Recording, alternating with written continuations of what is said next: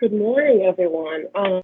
Before I start my presentation, I would like if all of you can jump in your chat and it'll tell me or tell all of us why you joined the LDP or why you chose to do your major.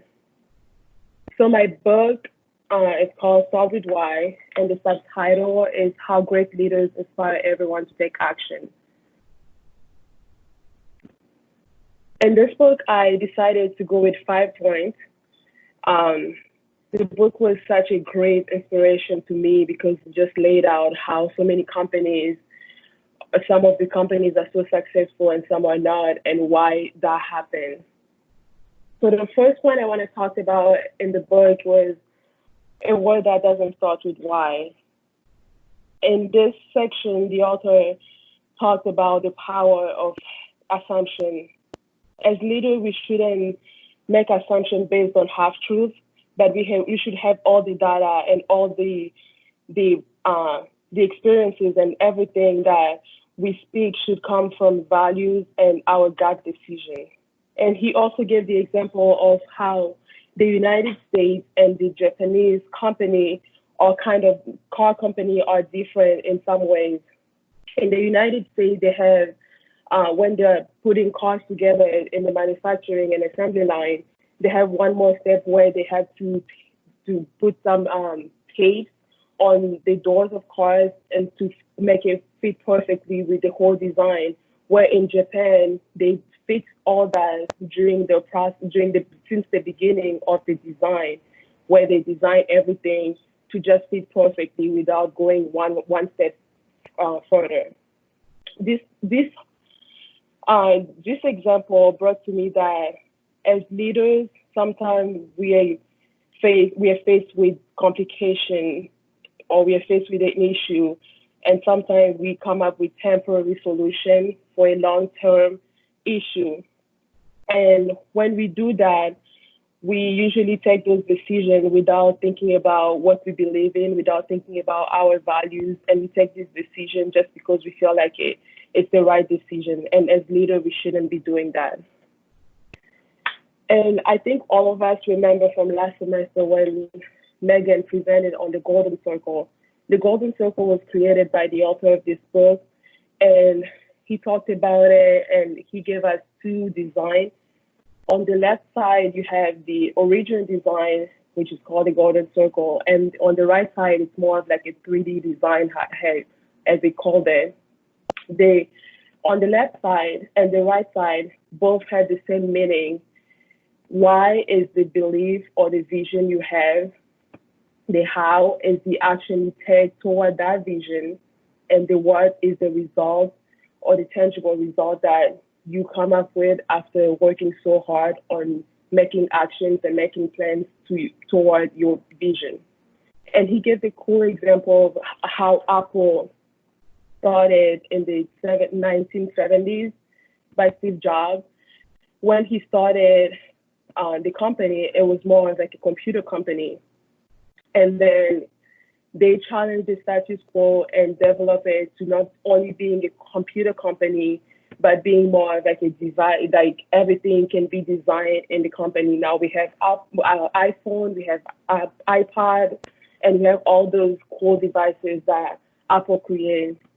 They do that because they know exactly what their why are. And so many other companies out there can try to copy what Apple does, but they can never copy the why Apple does things, and they can never be as successful as Apple because they are missing the key ingredient, which is the why of the apple. So in the book, they also talk about the why type and the how type. The why type in this example being Steve Jobs, where he has all the vision and he needed somebody who knew the market to direct him in the right direction. And so he needed to collaborate with other people to bring his vision to life. So he needed the how type people to help him through his vision. The next point is start with why, but know how. In this section, the author talked about the clarity of having the why. So you should have a crystal clear vision of what you want to do. And by that, you follow with being disciplined and having an accountability of how or all the action you have to do. You have to be very disciplined with that. And then moving forward, you have to be consistent when doing everything. And so you have to respect that order, because without respecting it, you will lose balance. And so the golden circle always start with why and move to the how and then the what. When you change the order, things will not be as successful as when you keep the order the way it is. So I wanted to talk a little bit of the why behind me choosing mechanical engineering. I moved to the United States in 2014, and I decided to study engineering because, well, I wanted to make money when I graduate. By the time I graduated, I wanted to make a lot of money. And then in 2016, I went back home. I saw so many people that graduated from engineering just not having jobs, sitting at home. And so I decided my new mission as a mechanical engineer would be one day to go back home and create jobs. And by doing that, I'm hoping to inspire other people of my generation that were lucky enough to go abroad to study like me, to go back home and invest and create jobs. So that's my new why, and that's why I'm so excited that I'm graduating, and I'm hoping that I'll bring this vision to life one day. So as a team, we should have a really clear sense of communication, because communication is really a powerful tool, especially when working in a team. Without communication, we don't have the bond we have, we don't have any relationship, and we don't have people that inspire us. But as a leader, you shouldn't only have like the skill to communicate your idea or to speak to the audience. You also should have the ability to listen to what other has to say about something. And by listening, you will have you will create some type of bond, and you will create trust and loyalty. And by doing that, you will also inspire people you are working with. That brings me to why communication is so clear. In this section, the author gave the example of Dr. Martin Luther King with his speech of 1963, I Have a Dream. During that speech, it's still so alive, and that speech still inspires people until today, because the way he communicated during the speech was so clear. He correlates his vision to what he wanted to the audience, and people clearly understood what he was saying. That's why his speech is so powerful, and that's why his speech is still so alive until today. And we do the same in the LDP when we do our vision speech. We do the vision speech to get everybody on board for a project. And this reminds me of Alyssa's vision speech of last year for Tailgate. That vision speech still in my mind because of the way she just clearly spoken to what she wanted, of what she wanted from the team and how she wanted to accomplish things.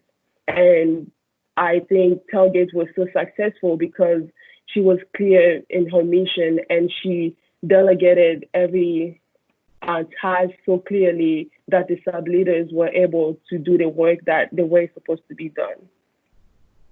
But we talk about all this and how a good leader should be start with your why and then move to your how and then the what. But what happened when your why goes fuzzy? Life is so unpredictable. Sometimes sometimes things get out of the way of our mission. In this section, the author gave an example of Walmart, how Walmart was so successful in the beginning, and Sam Walton embodied the why of Walmart. But after his passing, because he failed to communicate so clearly what his vision was, it just happened that after he passed away, people weren't so sure about what the vision and what the why of the company was, that Walmart went through splits.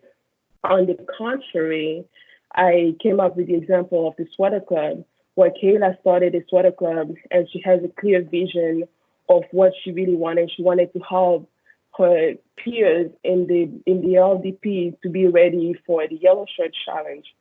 And when she couldn't do it anymore, Dan took over, and Dan is doing such an amazing job because the vision of the Sweater Club was clearly communicated since the beginning, and that's why Sweater Club is still going strong and so successful. How does this book speak to us as a team, and why, as a team, we should know our why?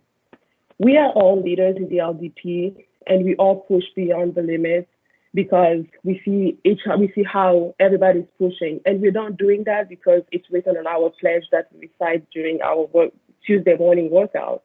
We do that because we see how each and every one of us is pushing hard, and we don't want to let our team down. We unify our ideas and our strengths to come up with cool ideas for a project and to make a project successful because we believe in the project and because we believe in the vision that the team lead has for a project, and we come up together to make a project successful. The why of the LDP is what set us apart as a team from all the other RSO on campus. And we all feel the sense of belonging to the LDP because our personal why align with the why of the LDP. And because Doc's vision inspired all of us to come together and to work together as a team. And we do that not because we feel we have to do it. We do it because we're inspired every single day by the vision of the LDP. And so the LDP is literally the result of all the effort and everything, the bond that we have to work together and to make the LDP as successful as it is. And so the LDP is literally our culture, and we should all be proud of being part of this thing. Thank you.